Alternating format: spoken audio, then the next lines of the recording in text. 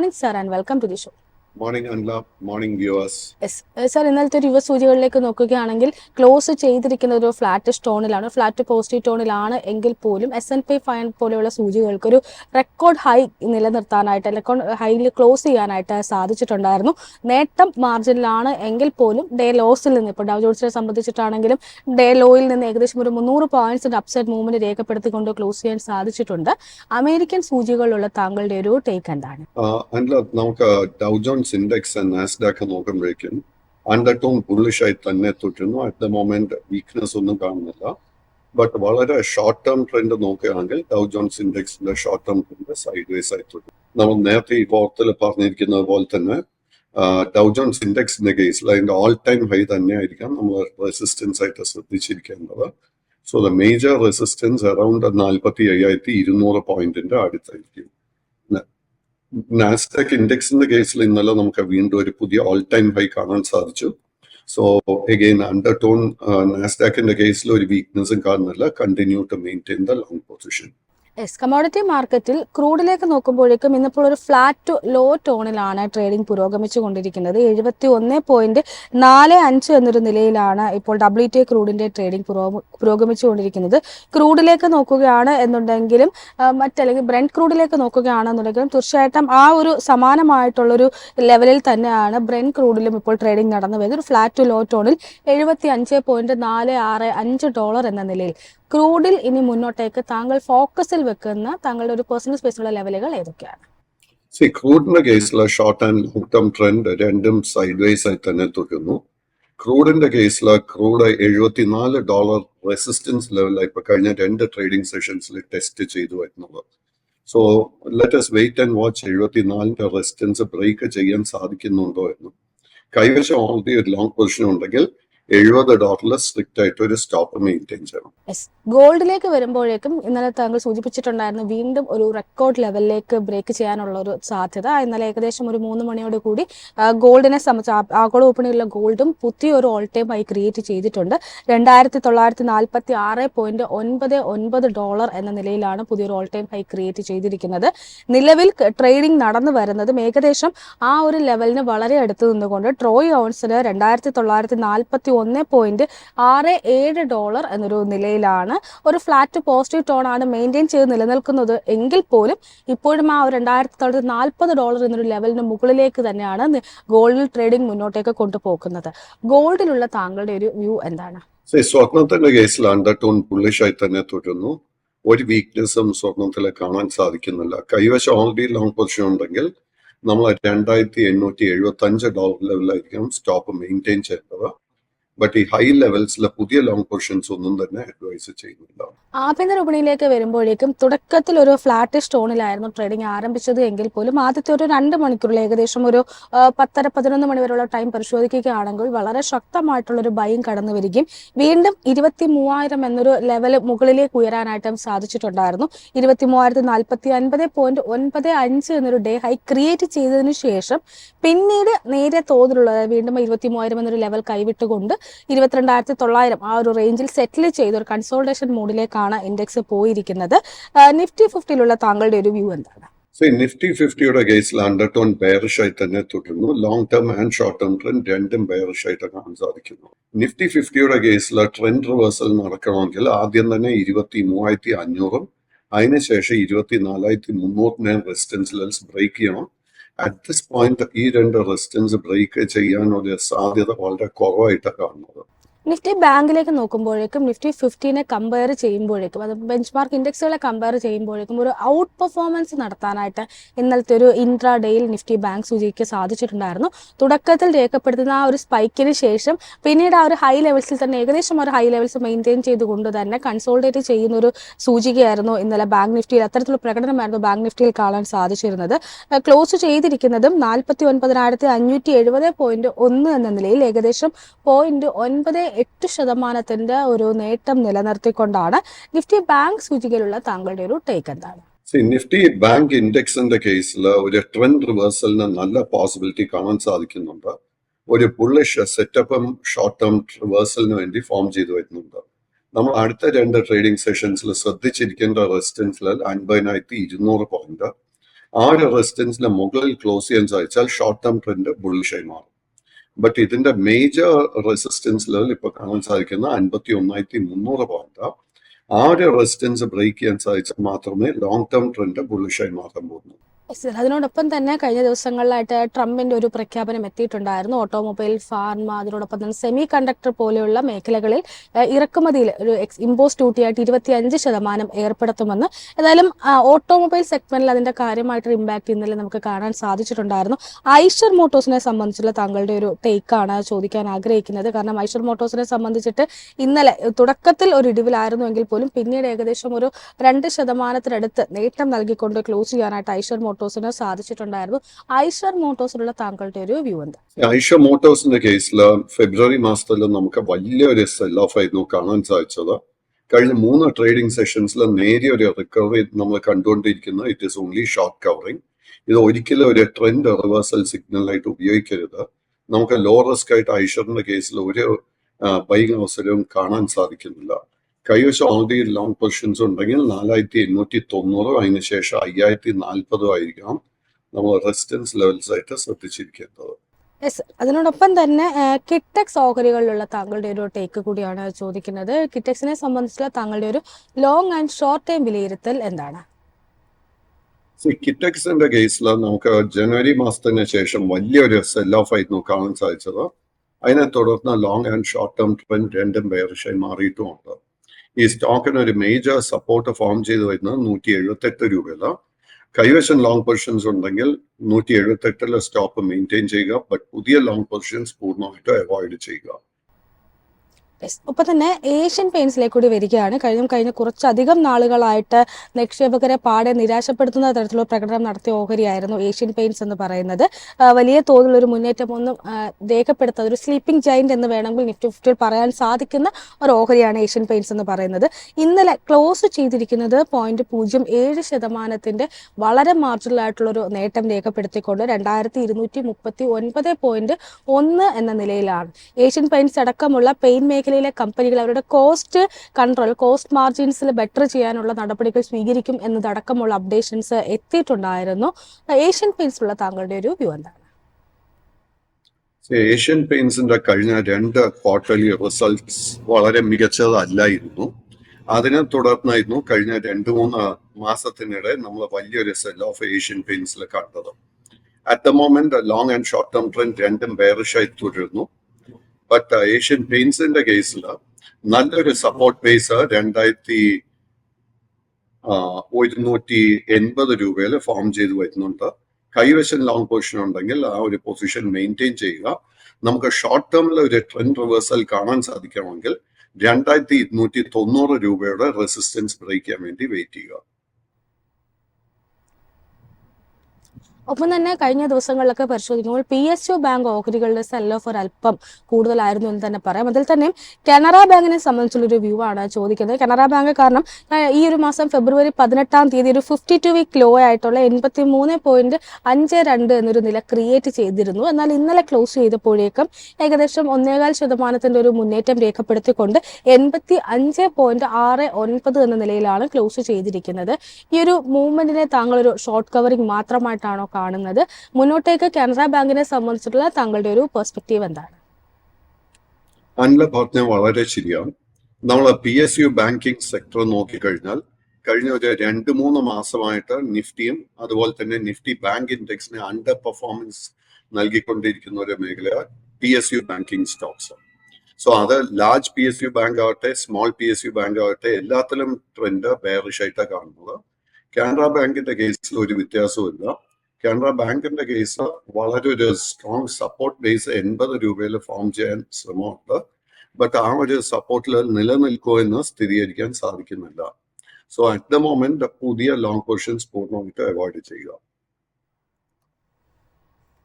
ഒപ്പം തന്നെ രാജേഷ് എക്സ്പോർട്സ് എന്നൊരു കമ്പനിയുമായി ബന്ധപ്പെട്ടുള്ള താങ്കളുടെ ഒരു വ്യൂ കൂടിയാണ് ചോദിക്കുന്നത്. പലതവണയും ഈ ഒരു ഫോറത്തിൽ താങ്കൾ തന്നെ സൂചിപ്പിച്ചിട്ടുണ്ടായിരുന്നു, ഒരു സ്മോൾ ക്യാപ് സ്പേസ് പറ്റിയ ഓഹരിയിൽ ധാരാളം തരത്തിലുള്ള ഒരു ഇറഗുലാരിറ്റീസ് കാണാൻ സാധിക്കുന്നുണ്ട്. രാജേഷ് എക്സ്പോർട്സിലുള്ള താങ്കളുടെ ഒരു വ്യൂ എന്താണ്? വീണ്ടും അനില പറഞ്ഞ വളരെ ശരിയാണ്. So Rajesh exports is a small cap stock and ഇതിന്റെ ട്രെൻഡ് നോക്കിക്കഴിഞ്ഞാൽ വളരെ ബെയറിഷ് ആയി തന്നെ തുടരുന്നു. നമുക്ക് ഈ സ്റ്റോക്കിൽ ലോ റിസ്കിൽ ഒരു ബൈങ് അവസരം കാണാൻ സാധിക്കുന്നില്ല. ഇതിലൊരു ട്രെൻഡ് റിവേഴ്സൽ നടക്കണമെങ്കിൽ 220 രൂപയുടെ റെസിസ്റ്റൻസ് ബ്രേക്ക് ചെയ്യണം. ആ ഒരു റെസിസ്റ്റൻസ് ബ്രേക്ക് ചെയ്യാൻ എളുപ്പമായിരിക്കത്തില്ല.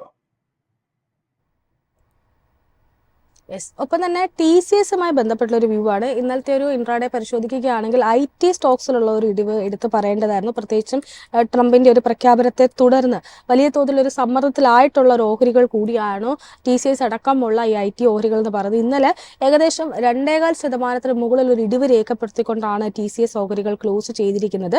3785 രൂപ എന്ന നിലയിൽ. TCSനെ സംബന്ധിച്ചിട്ട് ഇപ്പോൾ ലേറ്റസ്റ്റ് ആയിട്ട് വരുന്നത് അലിഗേഷൻ എന്ന് പറയുന്നത് US-ന്റെ H1 വിസയിൽ ക്രമക്കേടുകൾ നടത്തിയിട്ടുണ്ട് എന്നാണ് ഇപ്പോൾ അത്തരത്തിൽ അലിഗേഷനൊക്കെ എത്തിയിട്ടുണ്ട്. ഏതായാലും TCS ഓഹരികളെ സംബന്ധിച്ചിട്ടുള്ള താങ്കളുടെ ഒരു വ്യൂ എന്താണ്?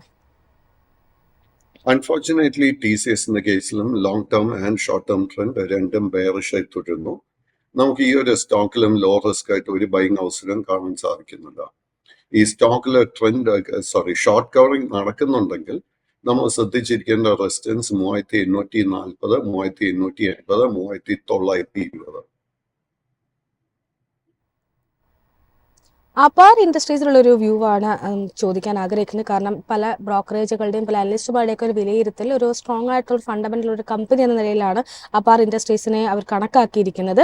ഇന്നലെ ക്ലോസിംഗ് പരിശോധിക്കുകയാണ് എന്നുണ്ടെങ്കിലും ഏകദേശം 2.91% ഒരു നേട്ടം നിലനിർത്തിക്കൊണ്ട് ക്ലോസ് ചെയ്യാനായിട്ട് അപാർ ഓഹരികൾക്ക് സാധിച്ചിട്ടുണ്ടായിരുന്നു. അപാർ ഇൻഡസ്ട്രീസിലുള്ള താങ്കളുടെ ഒരു ലോങ് ആൻഡ് ഷോർട്ട് ടൈം വിലയിരുത്തൽ എന്താണ്?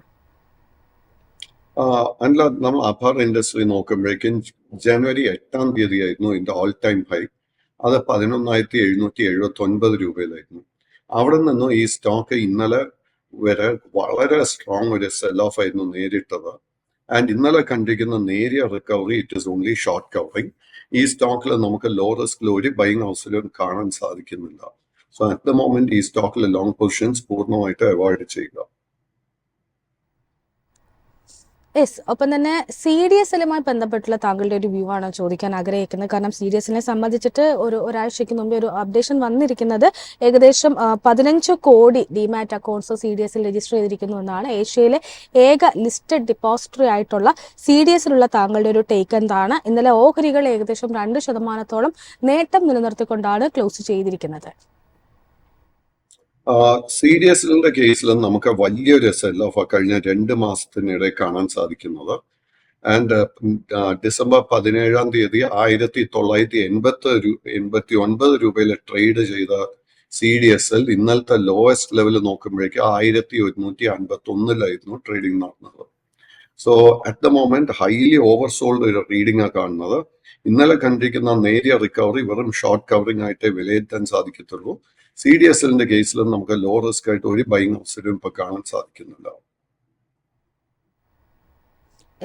തുടർച്ചയായിട്ട് ഓർഡറുകളുടെ പിൻബലത്തിൽ നിക്ഷേപകരുടെ ശ്രദ്ധ ആകർഷിക്കുന്ന ഒരു ഓഹരിയാണ് ഭാരത് ഇലക്ട്രോണിക്സ് ലിമിറ്റഡ്. ഇന്നലെ ഭാരത് ഇലക്ട്രോണിക്സിനെ സംബന്ധിച്ച് പറയുകയാണെങ്കിലും ടോപ്പ് ഗെയിനേഴ്സിൽ ഉൾപ്പെട്ടിട്ടുള്ള ഒരു ഓഹരിയായിരുന്നു. ഏകദേശം 3.5% നേട്ടം നൽകിക്കൊണ്ട് 253.25 എന്ന നിലയിലാണ് ക്ലോസ് ചെയ്തിരിക്കുന്നത്. BLലുള്ള താങ്കളുടെ ഒരു ടേക്ക് എന്താണ്? BLന്റെ കേസിലും കഴിഞ്ഞ 2 മാസമായിട്ട് ഹെവി സെല്ലിംഗ് പ്രഷർ കാണാൻ സാധിക്കുന്നത്.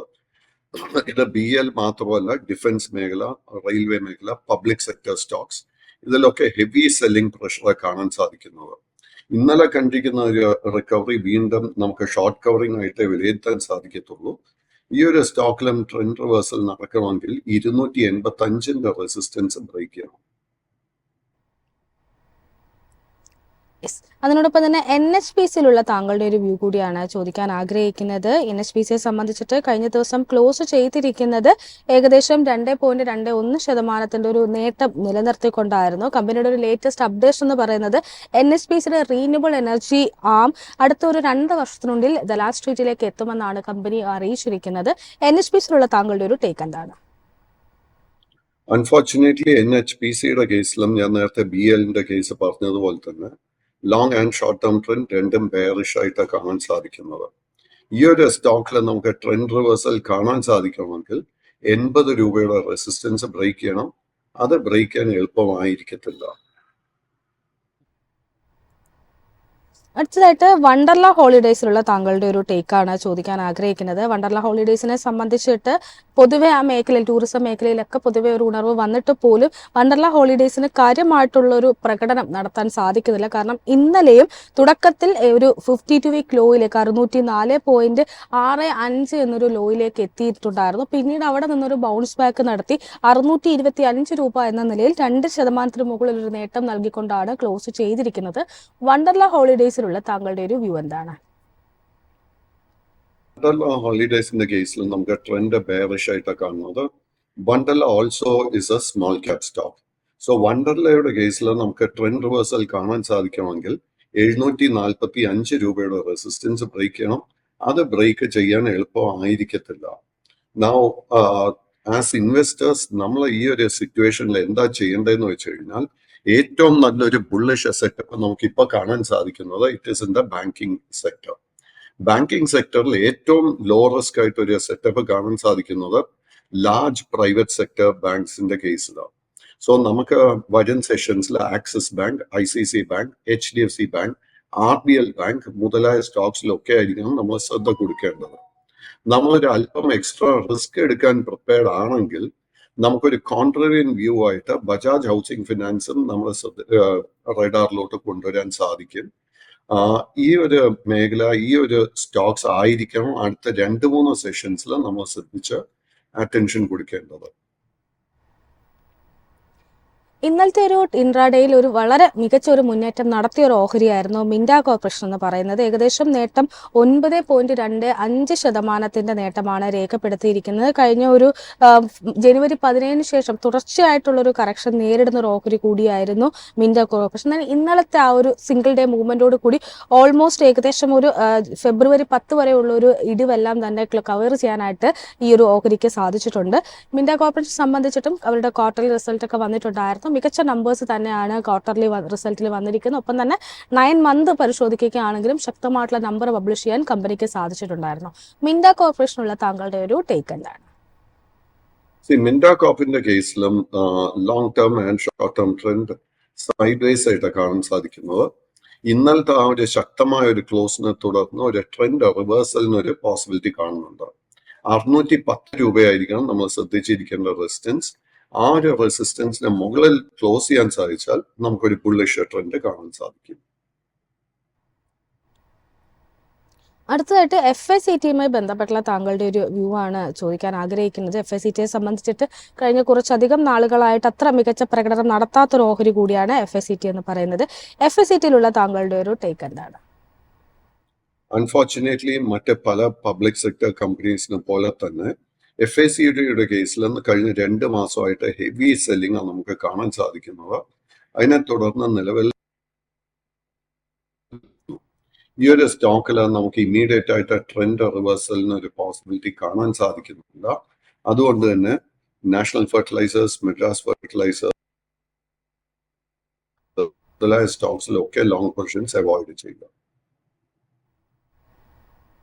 യെസ്, അടുത്തതായിട്ട് ആസ്ട്രൽ ലിമിറ്റഡ് എന്ന ഓഹരിയുമായി ബന്ധപ്പെട്ട ഒരു വ്യൂ ആണ് ചോദിച്ചിരിക്കുന്നത്. കാരണം ആസ്ട്രൽ ലിമിറ്റഡിനെ സംബന്ധിക്കുന്നത് ഈ ഒരു വീക്കിൽ ഒരു 52 വീക്ക് ലോയിലേക്ക് ഓഹരി എത്തിയിട്ടുണ്ടായിരുന്നു 1305.55 എന്ന നിലയിൽ. എന്നാൽ ഇന്നലെ ക്ലോസ് ചെയ്തിരിക്കുന്നത് ഏകദേശം ഒരു 0.5% മുകളിലുള്ള ഒരു നേട്ടത്തിൽ 1371 എന്ന നിലയിലാണ്. ആസ്ട്രൽ ലിമിറ്റഡിനെ കുറിച്ചൊരു താങ്കളുടെ ഒരു വ്യൂ എന്താണ്? ആസ്റ്ററിന്റെ കേസിൽ നമുക്ക് ജനുവരി 7-ാം തീയതി ആയിരുന്നു ഇതിന്റെ ഓൾ ടൈം ഹൈ കാണാൻ സാധിച്ച 534 രൂപയിൽ. അതിനുശേഷം തുടർച്ചയായിട്ട് ഒരു സെല്ലിംഗ് നേരിട്ടുകൊണ്ടിരിക്കുന്ന ഒരു stock Aster. At the moment long and short term trend രണ്ടും ബെയറിഷായി തുടരുന്നു. നമുക്ക് ഈ സ്റ്റോക്കിലും ലോ റിസ്ക് ആയിട്ട് ഒരു ബൈങ് ഓപ്പർച്യൂണിറ്റിയും കാണാൻ സാധിക്കുന്നില്ല. Thank you so much Pradeep sir. ഇത്രയും സമയം ഞങ്ങളോടൊപ്പം ചെലവഴിച്ചതിന് വളരെയധികം നന്ദിയുണ്ട്. ഏതായാലും ഇന്നത്തെ നമ്മുടെ ഈ ഒരു സെഷൻ ഇവിടെ വൈൻഡപ്പ് ചെയ്യാനുള്ള ഒരു സമയമായിരിക്കുകയാണ്.